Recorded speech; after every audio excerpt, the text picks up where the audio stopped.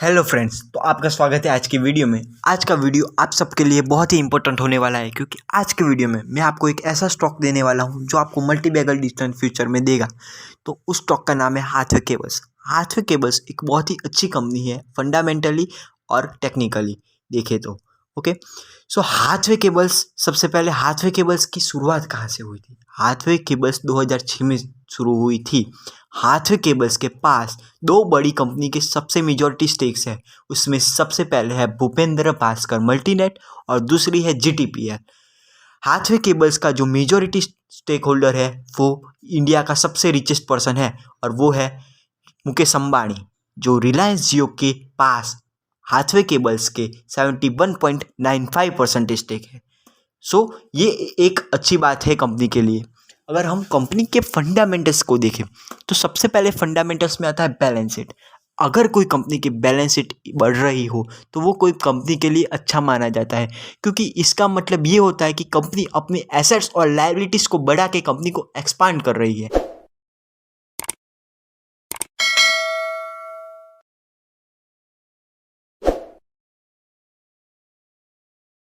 अगर आप देखो तो हाथवे केबल्स की एसेट्स और लायबिलिटीज 2016 से 2020 में कंप्लीट कंसिस्टेंटली बढ़ रही थी। अगर आप देखो तो 2016 में एसेट्स और लायबिलिटीज कंपनी की थी 3,352 करोड़ और वही बढ़कर 2020 में 5,934 करोड़ की हो गई। सो ये एक बहुत ही अच्छा फैक्टर है, आपको ये स्टॉक अच्छा रिटर्न्स देगा फ्यूचर में। ओके, या अगर हम बात करें प्रॉफिट और लॉस की, तो आप देखो तो 2016 में ये कंपनी लॉस मेकिंग थी और लॉस आया था 226 करोड़ और 2020 आते आते ये कंपनी प्रॉफिटेबल हो गई और 2020 में इसने 72.84 करोड़ दिया। इसका मतलब ये है कि ये कंपनी मल्टी बैगर बनने की क्षमता रखती है। ओके, और इसमें देखो तो रिलायंस जियो के 70% होल्डिंग है। ओके, सो ये एक अच्छा फैक्टर माना जाता है। अगर हम कैश फ्लो की बात करें तो कैश फ्लो अगर कंपनी का देखें तो 2016 में ओनली 22.94 करोड़ का था और 2020 में आते आते 1068 करोड़ का हुआ। इतनी ग्रोथ कंपनी के कैश फ्लो में, मतलब कंपनी एक अच्छे लेवल पे जा रही है। ओके, अगर आप देखो 2018 के बाद कंटिन्यूसली एक्सपोनेंशियल ग्रोथ हुआ है कैश फ्लो का। ओके, सो ये कंपनी का कैश फ्लो बढ़िया, मतलब ये कंपनी में लिक्विडिटी प्रॉब्लम होने के चांसेस कम है। सो ये कंपनी के फेल होने के चांसेस कम है। सो आप ये स्टॉक को नज़र रख सकते हो। अगर हम बात करें ईबिटा की, अब ईबिटा क्या होता है कि जो अर्निंग्स होती है कंपनी की टैक्स और इंटरेस्ट देने के पहले, उसको हम ईबिटा बोलते हैं। तो अगर आप ईबिटा देखो तो कंपनी का ईबिटा 2018 में 79.13 करोड़ का था और वही बढ़कर 2020 में 123 करोड़ हुआ।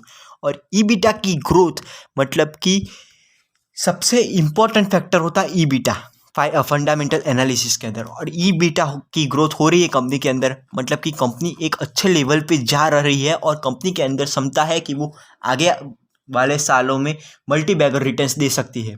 ओके, अब बात करते हैं रिजर्व और सरप्लस। रिजर्व और सरप्लस होता क्या है? रिजर्व और सरप्लस मतलब कि आपका पैसा, एक शेयर होल्डर का पैसा। रिजर्व और सरप्लस के पैसे से कंपनी या तो शेयर होल्डर्स को डिविडेंड देती है, या तो बोनस देती है, या तो कंपनी को एक्सपांड करती है। अब जिस कंपनी का रिजर्व और सरप्लस जितना ज़्यादा, वो कंपनी के शेयर होल्डर्स के लिए फ़ायदेमंद माना जाता है, क्योंकि अगर कंपनी का रिजर्व और सरप्लस ज़्यादा होगा तो कंपनी के तरफ से उनको डिविडेंड मिलेगा और बोनस मिलेगा। अगर आप देखो तो हाथवे केबल्स का जो रिजर्व और सरप्लस था 2016 में वो 844 करोड़ था और वही बढ़कर 2020 में 3,964 करोड़ का हुआ है। मतलब इतनी एक्सपोनेंशियल ग्रोथ रिजर्व और सरप्लस में, मतलब ये एक बेस्ट कंपनी है जो आगे जाके मल्टी बैगर बन सकती है।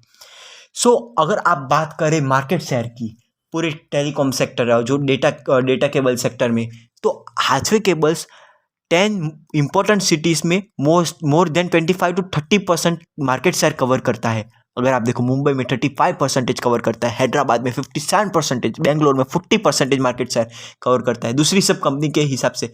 मतलब कि हाथवे केबल्स का मार्केट शेयर भी बहुत अच्छा है।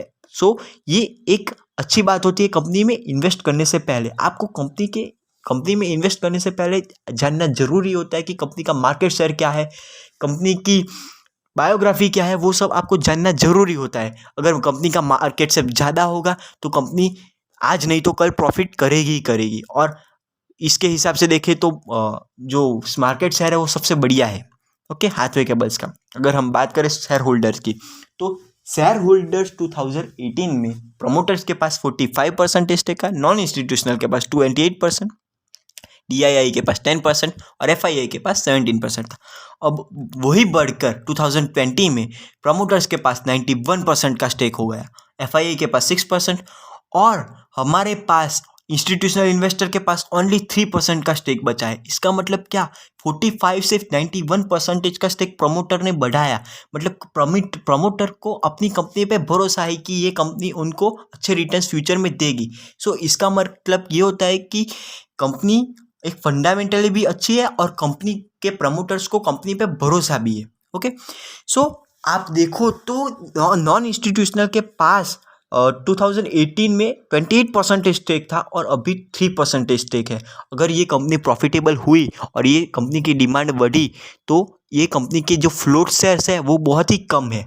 ओके, फ्लोट शेयर्स मतलब कि क्या, कि जो कंपनी के शेयर्स ट्रेड हो रहे हो मार्केट में, वो कंपनी के पास दो तरह के शेयर होल्ड होते हैं। एक फ्लोट शेयर्स होते हैं कि मतलब जो रोज ट्रेड हो रहे हो, और एक जो दूसरे शेयर्स होते हैं वो रोज ट्रेड नहीं होते।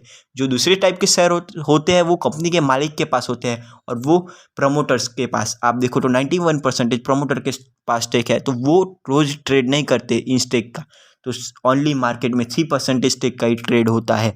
अगर हम बात करें शेयर प्लेजिंग की, तो प्रमोटर्स ने जीरो शेयर प्लेज किए हैं। ये एक अच्छी बात होती है कंपनी के लिए। मतलब कि कंपनी के प्रमोटर ने कंपनी को एक्सपांड करने के लिए लोन अपने शेयर्स को प्लेज करके नहीं लिया। अगर आप बात करो अनिल अंबानी की, अनिल अंबानी का केस ऐसा था कि अनिल अंबानी ने उसके शेयर्स प्लेज करके कंपनी के लिए लोन लिया था, और कंपनी जब लॉस मेकिंग हुई तो कंपनी के शेयर्स भी मार्केट में बहुत सेलिंग आई कंपनी के शेयर्स में भी। और अनिल अंबानी की कंपनी की हालत आप देखो तो आज कहाँ पे है, देख रहे हो कि वो एक बैंकरप्ट की कगार पे आ गई है। और ये अगर आप देखो तो share pledging by promoters is zero, मतलब कि ये एक अच्छी साइन होती है कंपनी के लिए। अगर हम बात करें 10 दिन की डिलीवरी की, तो अगर आप शेयर्स डिलीवरी की तो 52%, 64%, मतलब ऑलमोस्ट 45% से ज़्यादा है एवरेज 10 डेज़ की डिलीवरी की बात करें। और ये कोई भी कंपनी के लिए अच्छा माना जाता है। अगर आप बात करो एवरेज कंपनी जो ONGC और वो सब का जो एवरेज डिलीवरी पैकिंग होती है वो 30 to 40% होते हैं, बट जो ये हाथवे केबल्स है वो ऑलमोस्ट 10 डेज में अगर आप इसका एवरेज निकालो तो 45% से ज़्यादा है डिलीवरी जो शेयर्स की। इसका मतलब ये होता है कि लोग है ना शेयर्स की डिलीवरी लेते हैं, इंट्राडे नहीं करते शेयर से, और वो डिलीवरी लेके कुछ समय तक रखते हैं और उसके बाद में सेल करते हैं। सो डिलीवरी शेयर की बढ़ने की डिलीवरी परसेंटेज बढ़ना मतलब शेयर्स के लिए अच्छा होता है कि शेयर होल्डर्स को भरोसा होता है कि कंपनी आज नहीं तो कल उनको फ़ायदा देगी। Okay, so thank you.